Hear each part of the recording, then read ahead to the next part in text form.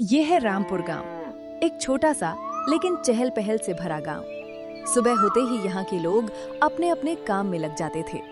कोई खेतों में जाता, कोई दुकान खोलता, तो कोई चाय की टपरी पर बैठकर गपशप करता। लेकिन इस गांव में एक ऐसी जगह थी जहां सुबह से पहले ही भीड़ लग जाती थी, और वो थी शंभू मटन वाले की दुकान। शंभू की दुकान गांव के चौराहे के पास थी। एक छोटी सी टीन की छत, सामने लकड़ी का काउंटर, पीछे टंगे हुए मटन के बड़े बड़े टुकड़े और एक तरफ जलता हुआ चूल्हा जिसमें मसालों की खुशबू दूर दूर तक फैल जाती थी। दुकान बड़ी नहीं थी, लेकिन उसकी खुशबू इतनी बड़ी थी कि पूरा गांव उसकी तरफ खिंचा चला आता था। सुबह के लगभग 7 बजे। अरे भाई जल्दी चलो, नहीं तो लाइन लंबी हो जाएगी। हाँ रे, कल तो मेरा नंबर ही नहीं आया था, सारा मटन खत्म हो गया। दुकान के बाहर लंबी लाइन लगी रहती थी। कोई थाली लेकर खड़ा होता, कोई कटोरी लेकर। कुछ लोग तो 2-2 घंटे पहले आकर खड़े हो जाते थे। शंभू का मटन इतना स्वादिष्ट था कि गांव के लोग उसके दीवाने हो चुके थे।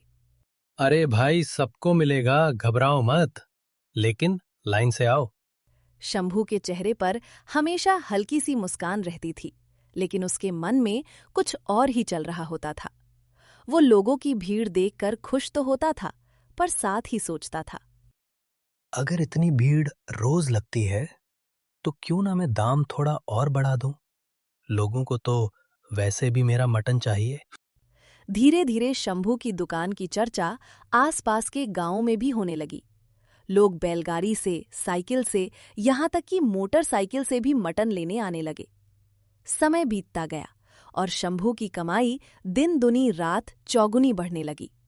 पहले जहां वो दिन में 10 किलो मटन बेचता था, अब 40 किलो तक बेचने लगा था। अरे शंभू, तेरी तो किस्मत खुल गई रे। अब तो तू अमीर हो जाएगा। अभी कहाँ रघु, अभी तो बहुत पैसा कमाना बाकी। पैसा बढ़ने के साथ साथ शंभू का लालच भी बढ़ने लगा। उसने मटन के दाम धीरे धीरे बढ़ा दिए, लेकिन गांव वाले इतने दीवाने थे कि उन्होंने कभी शिकायत नहीं की। महंगा तो है, पर स्वाद भी तो कहीं और नहीं मिलता। शंभू अब हर चीज में फायदा देखने लगा था। वो कम खर्च में ज्यादा कमाने के तरीके सोचता रहता। कभी मसाले में थोड़ा बदलाव करता, कभी वजन में चालाकी करने की सोचता। अगर मैं थोड़ा वजन कम कर दूं तो किसी को पता भी नहीं चलेगा और मुनाफा भी बढ़ जाएगा। लेकिन गांव वाले अभी भी अनजान थे। उन्हें सिर्फ स्वाद से मतलब था। दुकान पर अब भीड़ पहले से ज्यादा लगने लगी थी। कई बार तो मटन दोपहर से पहले ही खत्म हो जाता। एक दिन